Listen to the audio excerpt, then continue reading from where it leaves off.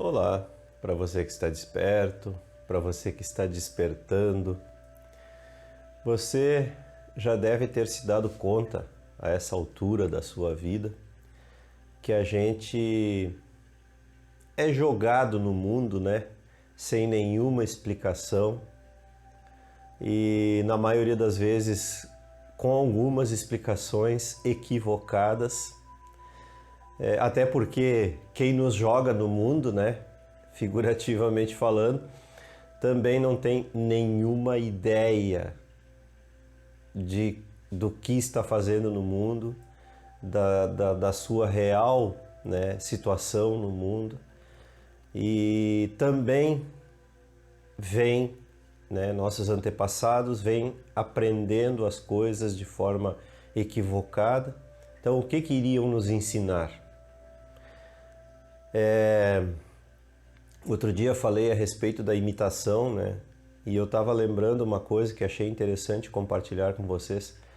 Eu lembro que, para começar, eu já falei em outras oportunidades que a gente nasce numa família, né? E numa comunidade, mas principalmente numa família que possui os elementos, né, que vão fazer com que nós desabrochemos, ou seja, com que desabrochem as nossas tendências, tanto negativas quanto positivas. Então, tudo que acontece dentro da família, por mais que a gente ache ruim, entre aspas, né, tudo tem a função de despertar dentro de nós aquilo que nós temos de bom e aquilo que nós temos de ruim. Também entre aspas, né, é uma forma de me expressar. E então, nesse contexto, eu, por exemplo, nasci numa família que não tem nenhuma inclinação religiosa, uma família que não tem nenhuma tendência religiosa para religião nenhuma, ou seja, não tem hábitos, né? Não possui dogmas, não tem hábitos religiosos, né? Foi muito interessante essa experiência, porque dentro de mim eu não tive nenhuma influência religiosa. Mas eu, particularmente, desde que eu me conheço por gente, é assim que se diz, né? Eu tenho uma necessidade, porque eu lembro, assim, já desde pequeno, aí pelos 6, 7 anos, eu lembro que eu tinha uma curiosidade espiritual muito grande. Isso eu estou falando hoje em retrospectiva. Lógico que quando eu era pequeno eu não tinha nenhuma noção disso, mas eu lembro que eu tinha uma curiosidade espiritual muito grande. E eu tive a sorte de ter um padrasto, né, que era uma pessoa muito curiosa.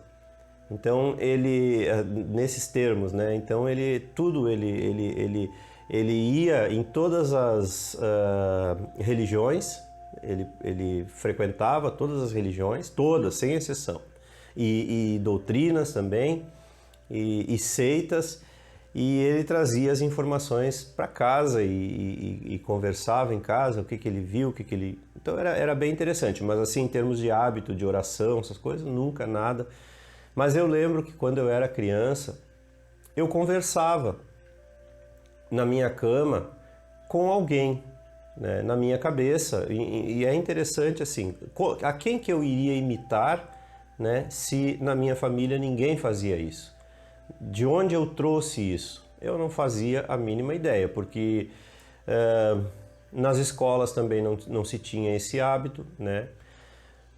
Então não faço a mínima ideia. Eu já desde criança conversava com alguém, né? Eu pedia, eu explicava, eu me lembro bem disso, na minha cama, no escuro lá, conversando com alguém.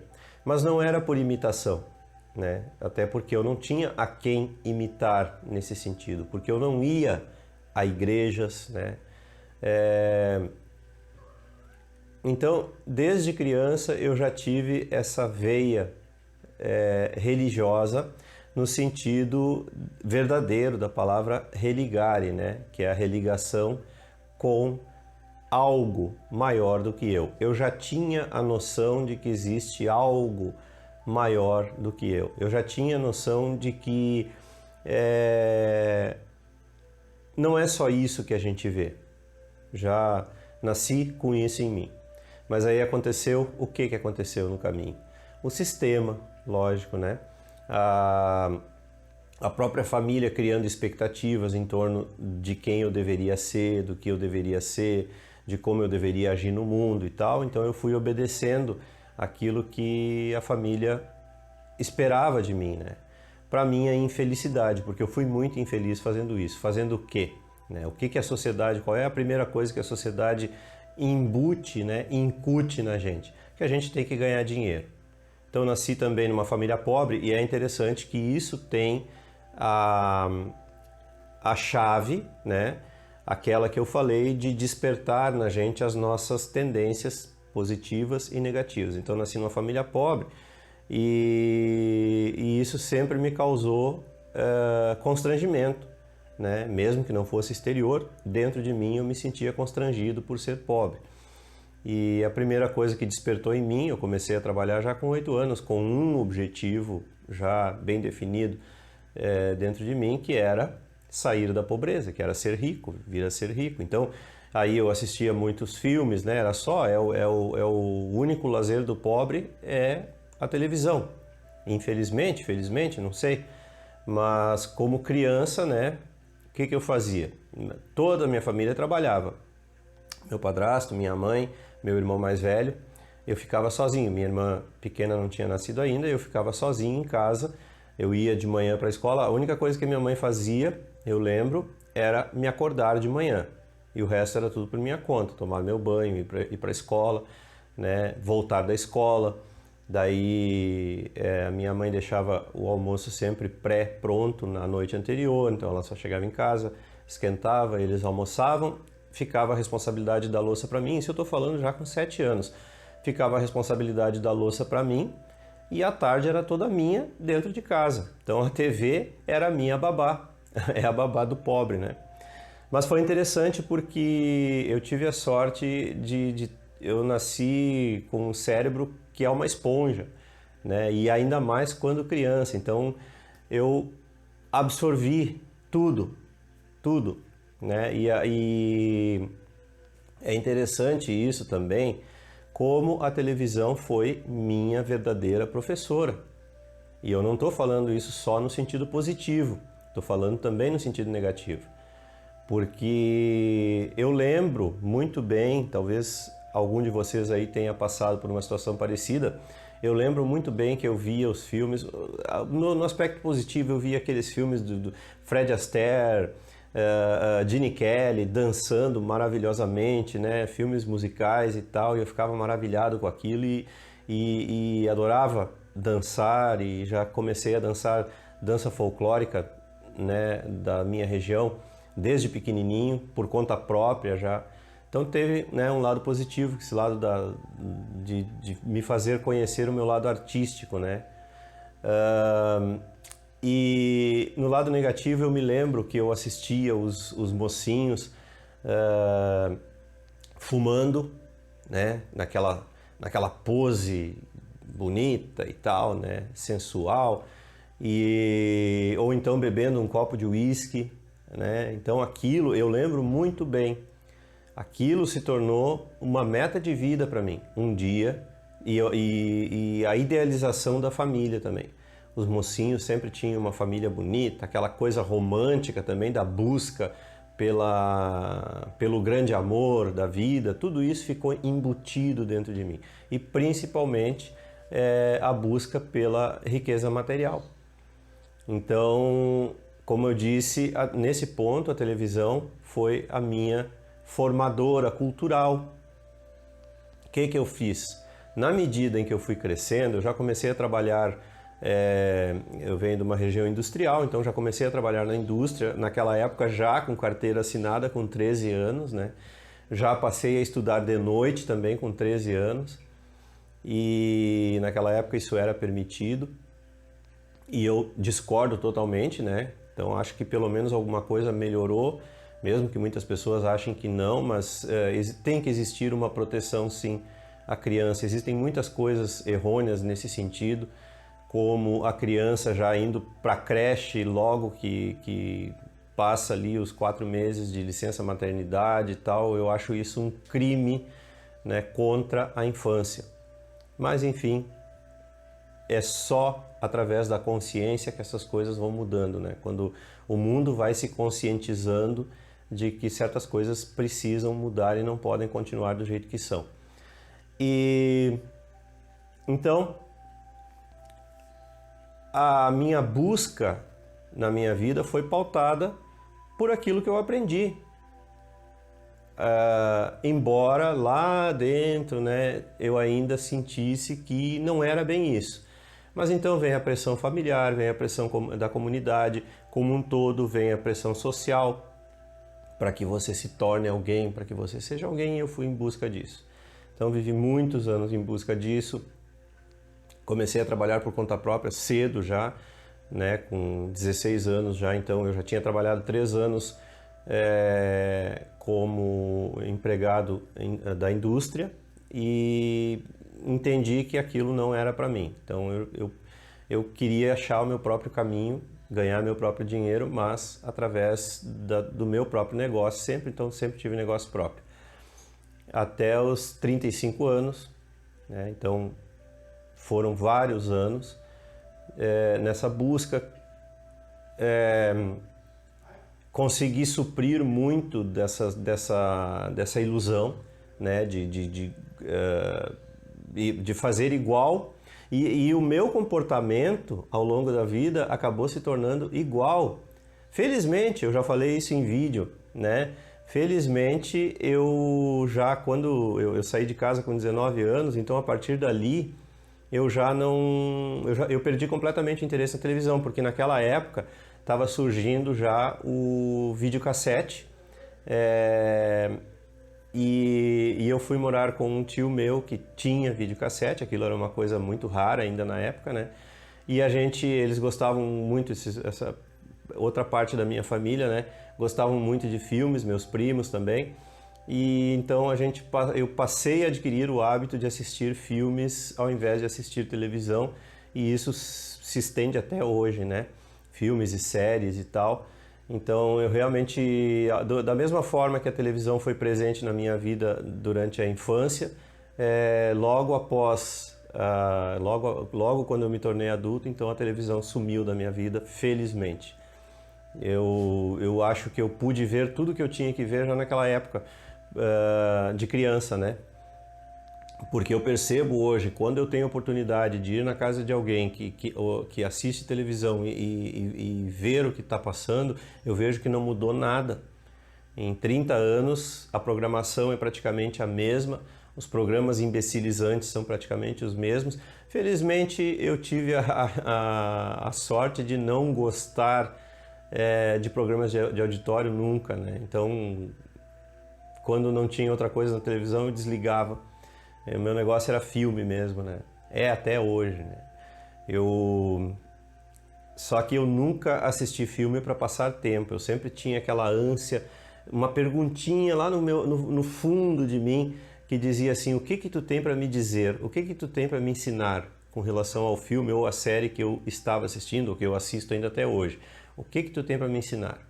Existe uma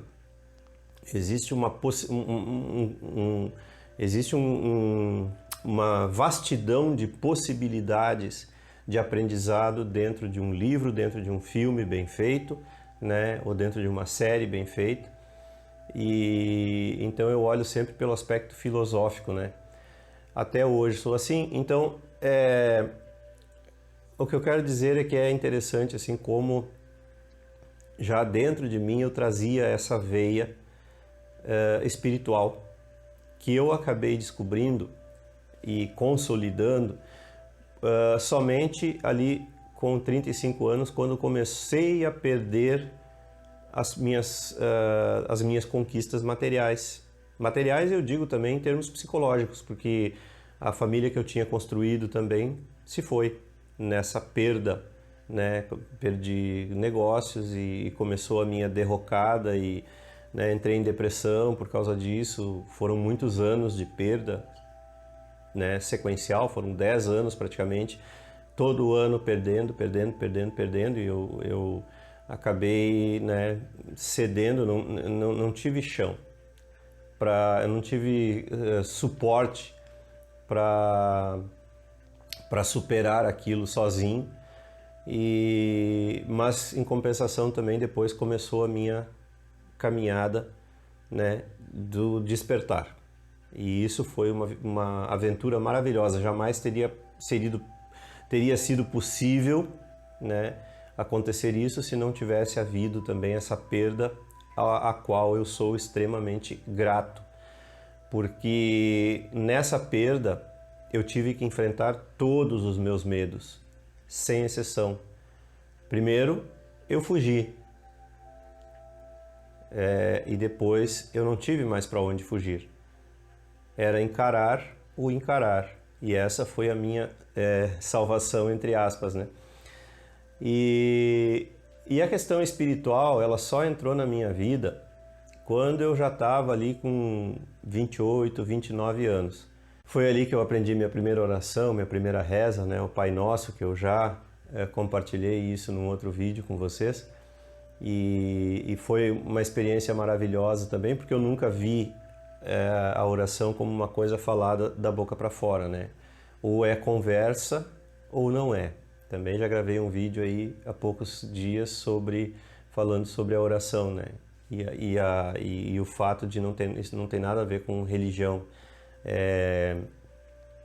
A oração é um caminho que a gente acha, né, cada um individualmente, para encontrar força, né, de conversar com a nossa fonte, que no resumir da história somos nós mesmos, né, o reino dos céus, o reino de Deus, a figura figurativa, né, do Pai que Jesus falava, que é essa fonte interior que todos nós temos dentro de nós mesmos. Então, desde pequenininho, eu tive essa necessidade de conversar com a fonte, mesmo não tendo nenhuma influência religiosa na minha família. Daí, com 29 anos, através do Espiritismo, 28, 29, que começou através dos livros espíritas, né, que começaram a entrar na minha vida. Sempre gostei de ler muito e não sei por que cargas d'água, nunca na minha vida, eu nem sabia que existia isso, né? E daí começaram a aparecer na minha vida. Primeiro foi o Livro dos Espíritos, que eu achei fenomenal, um livro de perguntas e respostas, né? Com mais de 1000 perguntas e respostas, que eu simplesmente me apaixonei, né? Como uma forma de expressão. E aí passei a me interessar por outros temas e comecei a me aprofundar. Participei de centros espíritas, participei de centro de Umbanda, também participei depois, mais tarde, de uma igreja evangélica. Então, e li muito, principalmente, né, sobre religiões. Não li livros da religião em si. Eu li muitos livros com a história das religiões, livros ótimos, né, como o Livro de Ouro das Religiões, da editora Ediouro, que é muito bom. Justin Garden também, o autor de O Mundo de Sofia, ele tem um livro que agora me fugiu o nome, sobre as religiões, sobre a história das religiões, que é fantástico. Então eu aprendi muito sobre as religiões com a leitura. Sempre gostei muito de história, então eu li muito, eu devorei muito ao longo de todos esses anos, desde os 10 anos de idade, eu passei a frequentar bibliotecas, e depois, quando melhorei um pouco de vida, eu passei a comprar meus próprios livros. Então eu tinha minha própria biblioteca enorme. E aí o interessante é que quando a crise surgiu, eu estava tão adormecido, tão aprofundado naquela coisa, naquela característica, naquela minha tendência negativa que eu trouxe comigo para trabalhar, que era a tendência à ambição, né? Que nada disso serviu na hora que eu comecei a perder os meus bens, as minhas conquistas materiais. Então, nada daquele acúmulo de leituras, de nada daquilo serviu. O que serviu foi quando eu me vi tão no fundo do poço, como se diz comumente, que eu tive que parar de ler, eu parei de ler porque não entrava mais nada, não cabia mais nada. E eu me vi obrigado, como eu disse antes, a encarar as minhas sombras, encarar os meus medos, porque nada mais funcionava. Então eu não tinha mais para onde fugir. Fiquei de tal forma, eu fiquei sozinho, né? Aí eu conheci a solidão, aquela negativa que a gente fala, né? Eu fiquei sozinho, me senti abandonado, obviamente, me senti rejeitado pela vida, né? E foi um período bastante difícil, foi um período de escuridão, foi um período de trevas que eu vivi. E foi muito bom, hoje olhando em retrospectiva, ficar absolutamente sem nada, porque aí eu pude começar a minha desconstrução, porque aí eu disse para mim mesmo em determinado momento, e agora o que vai ser? Eu não sei como foi isso, eu não sei que momento foi isso, mas eu sei que nas minhas orações eu sempre pedia muito, já falei isso num outro vídeo também, para encontrar o fio da meada, que eu precisava encontrar, a sensação que eu tinha dentro de mim é que eu tinha perdido o fio da meada. E eu precisava encontrar o fio da meada. Talvez alguém tenha ouvido, não sei, não importa. A questão é que uma luzinha foi acendendo lá dentro, né? E aí eu comecei a me voltar para dentro de mim mesmo. Então hoje eu posso falar com propriedade sobre o autoconhecimento, porque eu não sabia que era isso que estava acontecendo, eu não sabia que era o autoconhecimento que estava brotando dentro de mim. Eu comecei a conhecer, comecei a prestar atenção espontaneamente, né? Nos meus desejos, nos meus medos, nos meus anseios, aquela coisa de estar sempre no futuro. Eu sempre fui muito escravo da minha mente. Então, ou eu estava sempre no passado, eu não sabia que dava para desconectar o passado, eu não sabia que dava para não ter preocupações com o futuro. E fui aprendendo isso, né? Com muita força de vontade, obviamente. Eu fui aprendendo que sim, isso é possível, basta eu conhecer o mecanismo da minha mente, basta eu estar atento quando a minha mente busca o passado. Então, hoje em dia, né, passados alguns anos, isso para mim já é automático. Toda vez que a minha mente vai no passado, já surge um vigilante, digamos assim, né, esse observador, surge e diz, opa, mas por que isso? E o que fazer com essa informação?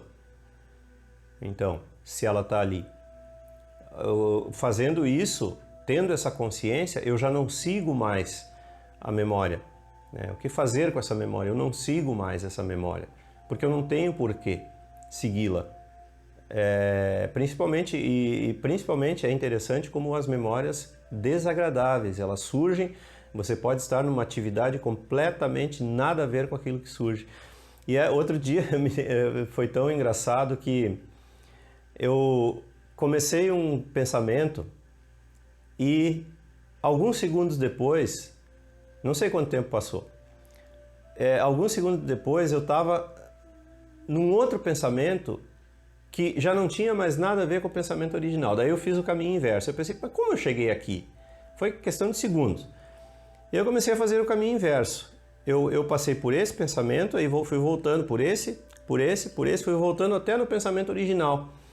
E é incrível como a nossa mente funciona buscando coisas, né? Eu tive um pensamento agradável e acabei num pensamento desagradável, porque aquele pensamento agradável foi puxando na minha memória outros pensamentos que culminaram naquele pensamento desagradável. Quer dizer, é assim que funciona a nossa mente. Aí, de posse desse mecanismo, eu não me rendo mais, eu não me deixo seguir mais por isso, e não só do pensamento, obviamente, e da emoção que isso acarreta sempre, né? Porque todo pensamento vem acompanhado de uma emoção, todo pensamento gera uma emoção, aquele apertinho no coração, aquela sensação de frustração, de novo, que não tem nada a ver, que já ficou lá no passado, mas a mente não sabe diferenciar. Para a mente tudo está acontecendo no presente, então está acontecendo de novo. De novo o veneninho está lá dentro, envenenando o seu corpo físico, envenenando a sua alma e muitas vezes te deixando doente. Então, desde pequeno eu tive essa veia, né, espiritual. Eu ignorei essa veia espiritual por muitos anos, fazendo aquilo que o mundo, na forma, né, dos meus familiares, da minha comunidade, fazendo aquilo que o mundo esperava de mim. E é óbvio que eu tinha isso dentro de mim, porque se eu não tivesse dentro de mim eu não teria me desviado do meu caminho, que já era o caminho espiritual desde o começo. Então acabei me desviando, mas não estou reclamando e não estou dizendo que não deveria ser assim. Deveria ser assim, porque eu jamais teria chegado aqui se não tivesse sido assim. Então, graças, né, ao meu adormecimento momentâneo, foi que eu pude então despertar, e o despertar foi realmente forte, foi... O tamanho do meu adormecimento foi tão grande que me jogou muito longe depois no despertar. E a aventura tem sido fantástica de poder estar hoje consciente, hoje desperto de tudo que acontece do meu lado. E uma coisa interessante, que quando eu comecei o caminho espiritual ali no Espiritismo, e depois eu e uma turma de amigos lá, a gente fundou um centro espírita e a gente aprendeu muita coisa juntos ali, na nossa cidade, na cidade onde eu morava, surgiu aquela necessidade de ser bonzinho, né? Existe uma confusão muito grande entre ser bom e ser bonzinho. Ser bom é uma questão de consciência. Quanto maior a sua consciência, naturalmente você é bom, entre aspas, dentro do conceito humano, né, de bom. Então, não tem nada a ver com a tentativa de ser bom. E nessa tentativa de ser bom, que é o que eu digo que a gente confunde ser bonzinho, né, com ser bom. Ser bom é natural, ser bonzinho é uma coisa totalmente hipócrita que a gente faz sem perceber quando entra nesse meio. Então eu sou espiritual, eu tenho que dizer sim a tudo. A gente não sabe dizer não, achando que dizendo sim a gente está sendo bonzinho ou a gente está sendo bom, né? E a gente sofre com isso, porque querendo ser bonzinho a gente está em busca de resultado. Ou seja, a gente está em busca, mesmo que inconsciente, a gente está em busca de agradecimentos, de reconhecimento, e esse reconhecimento nunca vem, porque não há necessidade. A outra pessoa está vivendo a vida dela, ela não está vivendo em função da gente. Por mais agradável que tenha sido o ensinamento que a gente tenha dado, as outras pessoas não estão vivendo em função da gente. E então existe uma diferença muito grande em ser bom. Ser bom, você se torna bom, naturalmente bom, quando você já não sabe mais que você é bom, quando você já não está mais preocupado em dizer sim para tudo que aparece, para todas as pessoas. E por causa disso eu cometi muitos erros dizendo sim para as pessoas erradas, simplesmente achando que seria o correto, que eu estava ajudando, eu queria ajudar todo mundo. E só depois eu aprendi que eu primeiro tenho que ajudar a mim mesmo através do autoconhecimento. Daí depois sobra para os outros.